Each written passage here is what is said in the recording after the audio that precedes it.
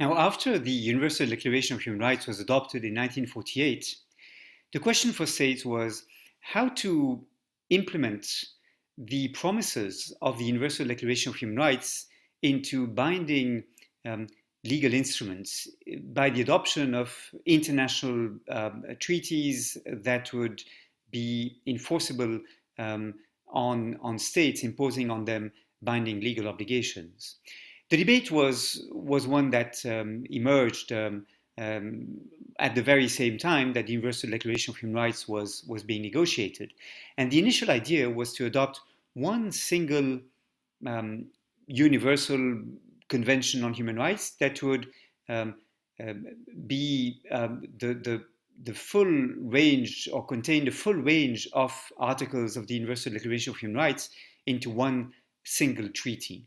And that was initially what the Commission on Human Rights worked on at the request of the Economic and Social Council and the United Nations General Assembly. Very soon, however, after the diplomats began working on this, there emerged a consensus that, in fact, work should be done on two separate instruments.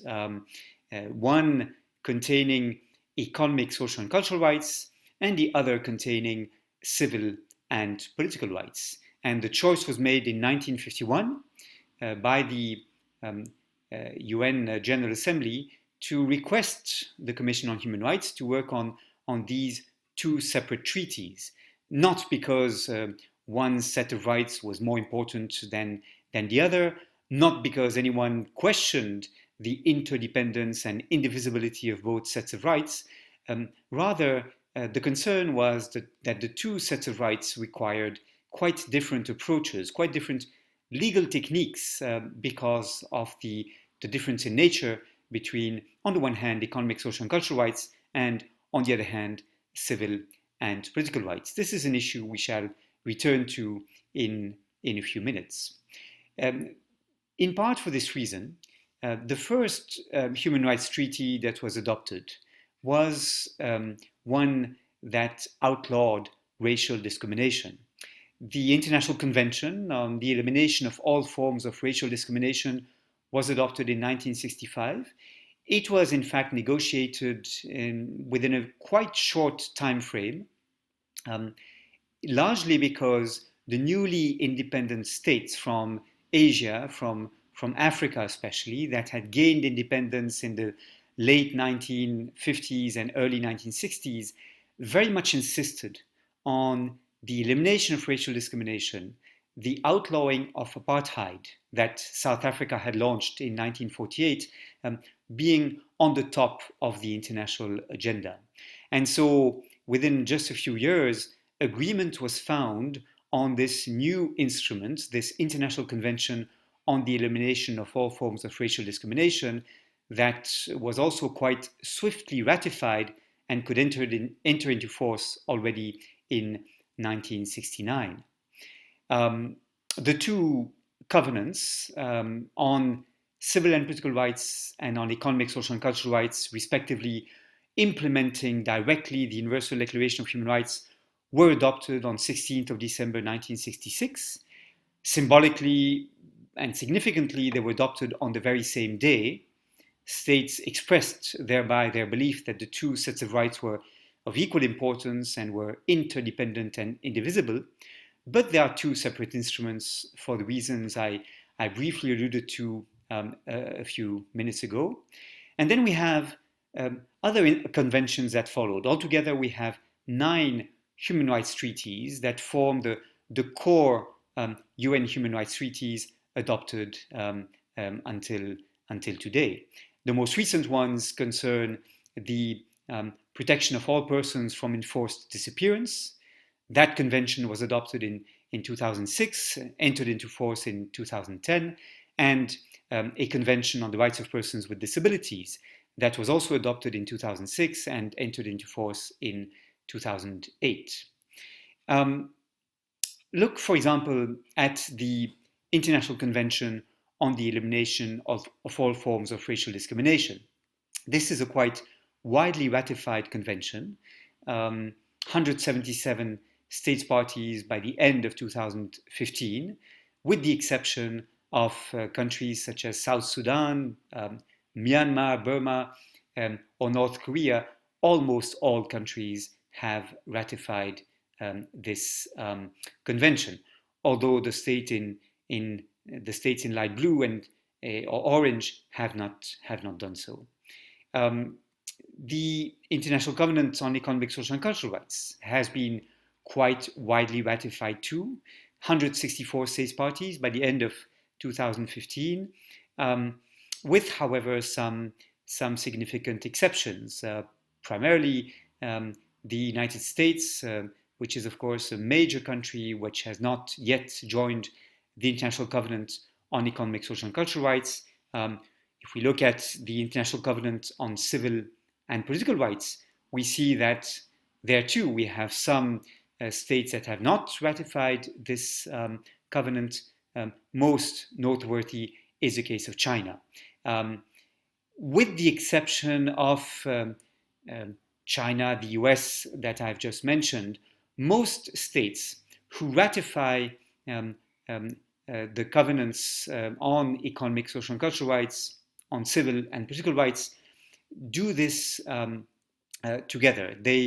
They adopt the two covenants simultaneously in order to express and make clear their belief that the two sets of rights are interdependent, indivisible, and of equal importance.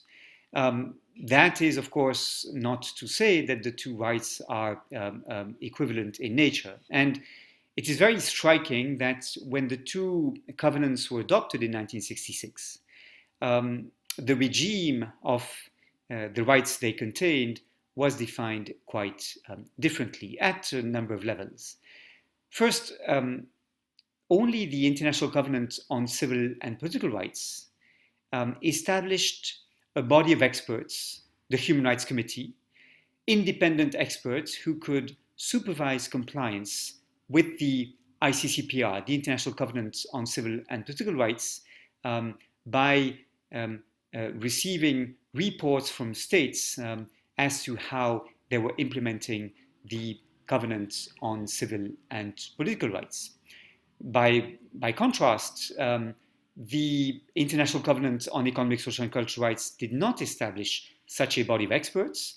The Committee on Economic, Social and Cultural Rights was only established by a resolution of the Economic and Social Council adopted in 1985, and in fact, the committee began working only in 1987, and that is 10 years after the covenant entered into force, because initially it was believed that it would not be appropriate or suitable for independent experts to monitor compliance with rights as vague as the right to housing, the right to food, the right to work, to social security, or to health.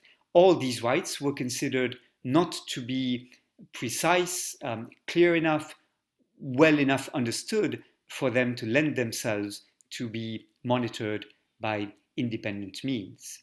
Similarly, only the Covenant on Civil and Political Rights provides that states should establish effective remedies to allow victims of violations to complain before courts or quasi-judicial bodies at domestic level against alleged violations of the rights listed in the covenant. Rights such as freedom of religion, freedom of expression, the right to respect for private or family life, the right to form and join trade unions. All these rights are considered to be justiciable, to be enforceable by courts, to be adequate or suitable for monitoring by independent bodies. This was not the case, according to governments at the time, for rights such as the right to health, to education, to housing, or to food. All the rights that are contained in the other covenants, the Covenant on Economic, Social and Cultural Rights.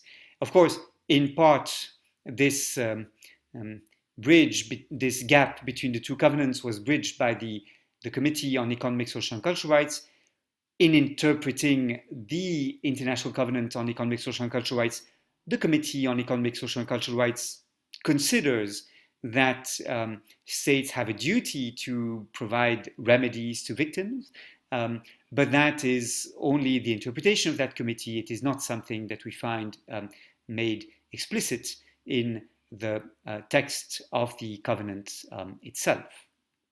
A third difference between the two instruments is that when the ICCPR was adopted in 1966, there was appended to that covenant an optional protocol providing for a mechanism of individual communications to be filed with the Human Rights Committee.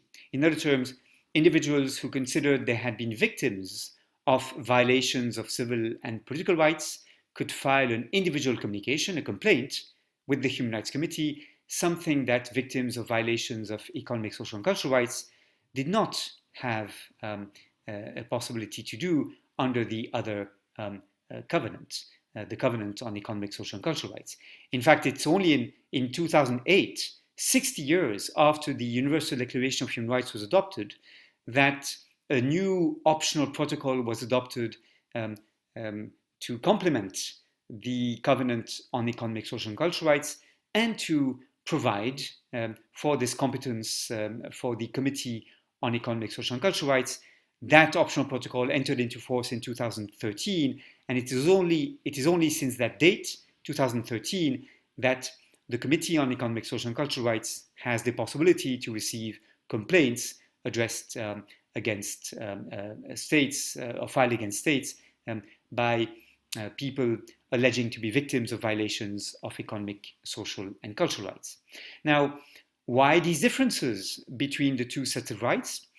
Well, because of a belief of governments at the time that civil and political rights on the one hand and economic, social, and cultural rights on the other hand were of a very different nature. Civil and political rights were considered to be immediately applicable, to be justiciable by courts, enforceable by courts or by quasi-judicial bodies or independent experts, when in contrast, economic, social, and cultural rights were considered to require investments by states because they were considered to be much more expensive to implement. It was considered that economic, social, and cultural rights could only be realized in time, required legislative reform, and required for their full realization international cooperation between states. So for all these reasons, the two sets of rights were treated as different in nature and thus as calling for different types of remedies. The optional protocol to the International Covenant on Economic, Social, and Cultural Rights, as I mentioned, is one significant step towards bridging the gap between the two sets of rights. And it is quite encouraging to see that by the end of 2015, some 21 states are parties to this optional protocol. We can hope that in time more states will join. Indeed, 26 other states have signed the optional protocol, and so it can be hoped that in the next few years a jurisprudence, a body of case law shall emanate from the Committee on Economic, Social and Cultural Rights, giving more flesh to the rights of the covenant and allowing the states to better understand what the implications are of rights such as the right to health, to housing, to food, to work, or to education, for example. Now, other instruments are worth mentioning, and I would like to not review all of them, but give a few examples of these core UN human rights treaties that today have translated or implemented into treaty form the promises of the Universal Declaration of Human Rights. Take, for example, the Convention on the Elimination of All Forms of Discrimination Against Women. This convention was adopted in 1979. It entered into force only a couple of years later, once a sufficient number of states had ratified the convention, and it is a quite widely ratified convention, 189 states parties by the end of 2015, establishing a committee of experts, the CEDAW committee, as it is colloquially known, the Committee on the Elimination of All Forms of Discrimination Against Women. And this committee receives states' reports. It can receive also individual communications. This is what is provided by the optional protocol of 1999 to the CEDAW Convention, ratified by some 106 states parties by the end of 2015, and allowing the CEDAW committee to receive complaints filed against states who allegedly are in violation of the requirements of the CEDAW Convention. The most widely ratified human rights instrument at UN level is the Convention on the Rights of the Child.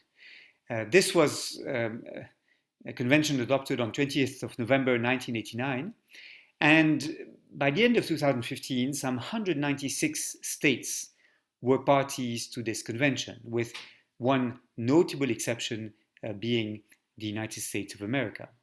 The Convention on the Rights of the Child is a very interesting instrument, in part because it brings together civil and political rights and economic, social and cultural rights, all of which should be enjoyed by the child, and in part because this is a convention that does not allow any suspension in times of war or emergency, an issue we shall return to in a later course. The Convention on the Rights of the Child has been widely ratified. Other conventions, by contrast, have been much less ratified. One example is the International Convention on the Protection of the Rights of All Migrant Workers and Members of their Families. This is a convention adopted in 1990. It's in force since 2003. Unfortunately, however, it has been quite poorly ratified, and the states who agreed to join this convention, quite surprisingly perhaps, are mostly states from the global south, from the African continent, or from Central or Latin America, as you can see on this map, where the states in blue have ratified or in light blue have signed the convention, when the states in orange have neither signed nor ratified the convention. It is quite disappointing that the rich countries, the countries from the global north, have not shown any interest in moving towards the ratification of this instrument, with a few limited exceptions.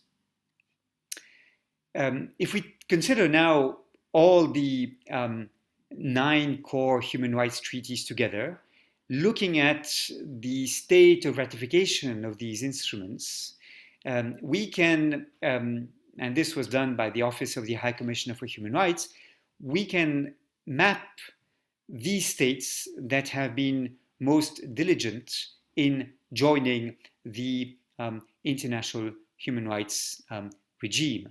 The states in dark blue here have ratified between 15 and 18 instruments. That includes not just the 9 core human rights treaties, but also the optional protocols that are appended to these treaties and complement these treaties by adding in substance or providing for a system of individual communications.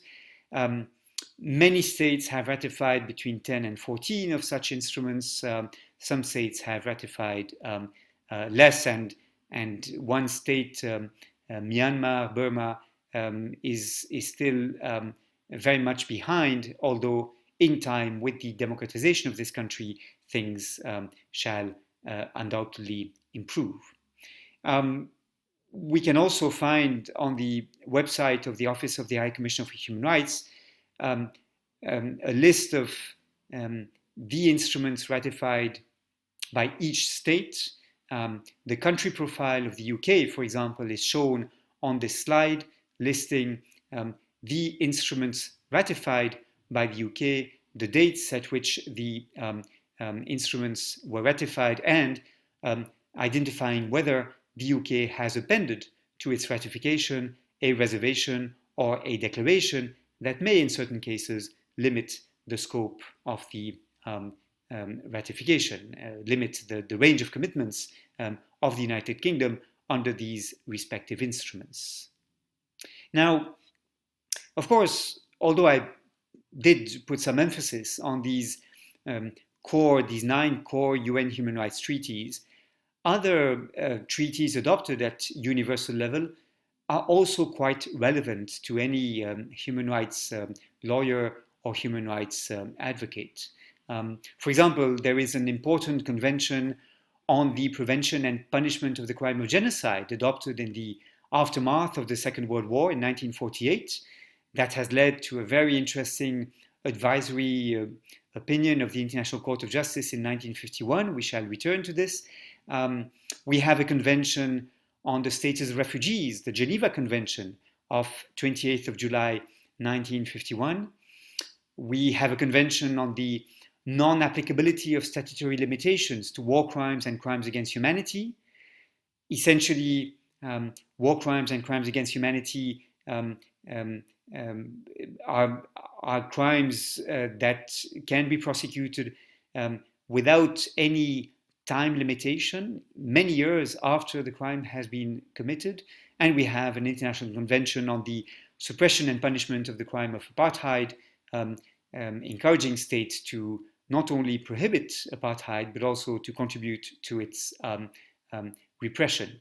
Now, the reason why I did highlight the 9 core UN human rights treaties is because these human rights treaties present certain common characteristics.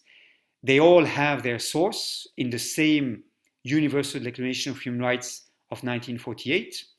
They all follow the same logic, establishing, with one exception, the International Covenant on Economic, Social and Cultural Rights, but otherwise establishing independent human rights expert bodies, the so-called human rights treaty bodies of the UN, that receive states' reports, that receive individual communications addressed by individuals to these human rights treaty bodies, alleging that certain rights have been violated.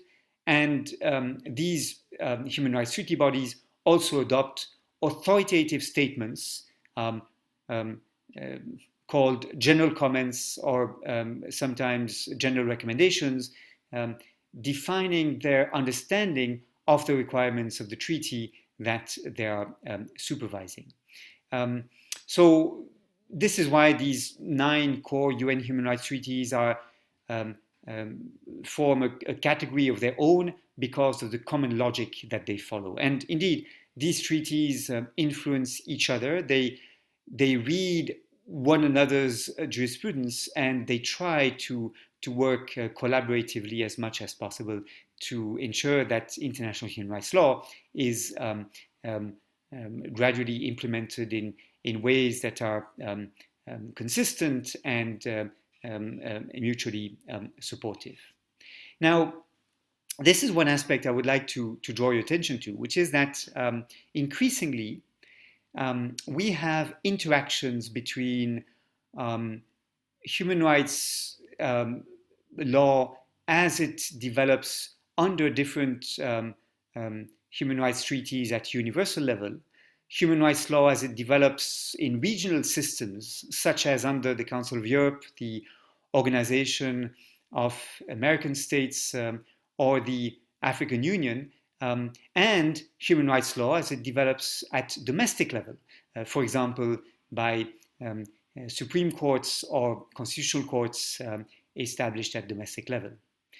All these courts, expert bodies, all these different instruments, constitutional or international, influence each other, forming a corpus of human rights law that is increasingly developed by a dialogue between the different courts and expert bodies that interpret the significance of human rights. Let me take one example. You have before you the wording of Article 11, paragraph 2 of the European Convention on Human Rights. The European Convention on Human Rights is the major human rights instrument adopted by the Council of Europe. It was adopted in 1950. And as you can see, Article 11, paragraph 2, states that freedom of association, including the freedom to form and join trade unions, and I quote, shall not prevent the imposition of lawful restrictions on the exercise of these rights by members of the armed forces, of the police, or of the administration of the state. And this wording is in contrast with other instruments, such as the European Social Charter, also a Council of Europe instrument adopted in 1961, and the International Covenant on Civil and Political Rights, Article 22 of which relates to freedom of association, or indeed the International Labour Organization Convention number 87 on freedom of association and protection of the right to organize. All these instruments, although they do refer to freedom of association and the freedom to form and join trade unions, do not exclude that public servants may form joint trade unions. They do refer to armed forces, they do refer to the police, but they do not refer to public administration in general. And as a result, the European Court of Human Rights, in interpreting Article 11 of the European Convention on Human Rights, was encouraged to interpret that provision in a way that restricts the ability for states to limit the freedom of association of public servants.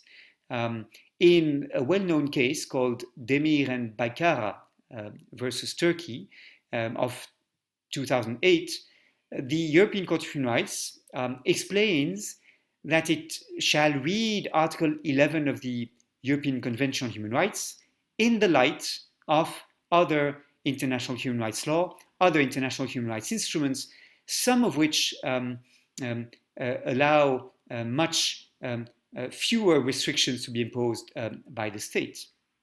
And the court expresses itself thus. You have a quote here on your slide from the court's judgment of 12th of November 2008. The court says, being made up of a set of rules and principles that are accepted by the vast majority of states, the common international or domestic law standards of European states reflect a reality that the court cannot disregard when it is called upon to clarify the scope of a convention provision, that more conventional means of interpretation have not enabled it to establish with a sufficient degree of certainty.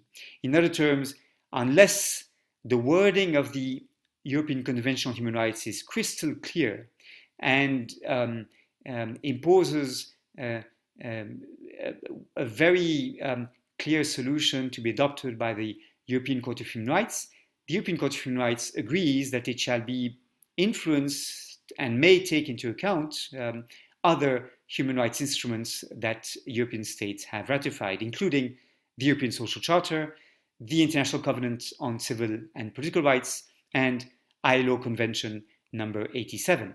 And in this case, that concerned the right of municipal servants in Turkey to form a union and to negotiate in a collective bargaining system, a collective agreement. The court found Turkey to be in violation of the European Convention on Human Rights. Sometimes this cross-referencing between different human rights instruments is explicitly imposed on the court or the expert body that is in charge of interpreting human rights provisions. Consider, for example, the African Charter on Human and People's Rights that was adopted in 1981 in the context of what is today the African Union, at the time the Organization of African Unity. The African Charter on Human and People's Rights states very explicitly that the African Commission on Human and People's Rights shall draw inspiration from international law on human and people's rights, and it goes on to list the various instruments that the African Commission on Human and People's Rights may take into account in interpreting the African Charter on Human and People's Rights. And it is notable that this not only refers to instruments adopted within the Organization of African Unity, today the African Union, but also to instruments adopted at universal level. Even more impressive is Article 39 of the South African Constitution of 1996, the second post-apartheid constitution, which states the following: when interpreting the Bill of Rights, that is the human rights chapter, if you wish, of the South African Constitution, a court, tribunal, or forum must promote the values that underlie an open and democratic society based on human dignity, equality, and freedom, must consider international law, and may consider foreign law. In other terms, the Constitutional Court of South Africa, and indeed other courts in South Africa that enforce the Bill of Rights of the South African Constitution, should take into account not only international law, but also comparative human rights law. They are authorized to look, for example, at what the Canadian Supreme Court has done, at what the US Supreme Court has done, at what the European Court of Human Rights has done, for example, and they are allowed to seek inspiration from those developments, so that human rights law is increasingly developed as a form of common law and becomes the result of this dialogue between different jurisdictions, inspiring one another and encouraging one another to move faster in the implementation of human rights law. This may be sometimes problematic. It may sometimes be difficult to predict what courts shall do or what human rights bodies shall do with this possibility they have to use comparative law to develop their jurisprudence. Let me just give you one example. Just 6 years after Demir and Baykara versus Turkey was decided, the European Court of Human Rights, in a case concerning the National Union of Rail, Maritime and Transport Workers in the UK, was asked whether unions could use the tool of secondary strikes or solidarity strikes, if you wish. So unions striking in solidarity with workers, challenging the conduct of one company, even though the workers resorting to the strike are not employed by the said company, right? So unions, if you wish, act in solidarity with workers who are unable to force the employer to negotiate better conditions. Well, the question was, does Article 11 of the European Convention on Human Rights that recognizes freedom of association, does this provision include the right to resort to secondary or solidarity strikes? The European Court of Human Rights could have sought inspiration from positions adopted by ILO monitoring bodies or by the European Committee of Social Rights that monitors the European Social Charter. Instead, however, the European Court of Human Rights decides that those positions are not authoritative and certainly not binding on the court itself.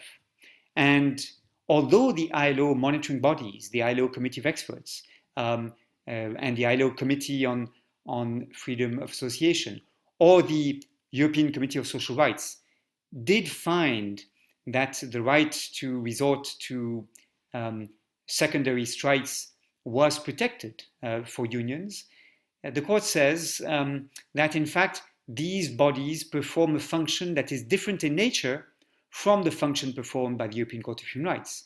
The European Court of Human Rights receives individual applications from aggrieved unions or individuals whose right to form joint unions and resort to collective action has been allegedly violated, when the ILO bodies or the European Committee of Social Rights assess the state of a legislation in a particular state, and have to perform an objective assessment rather than an assessment based on individual claims and individual situations.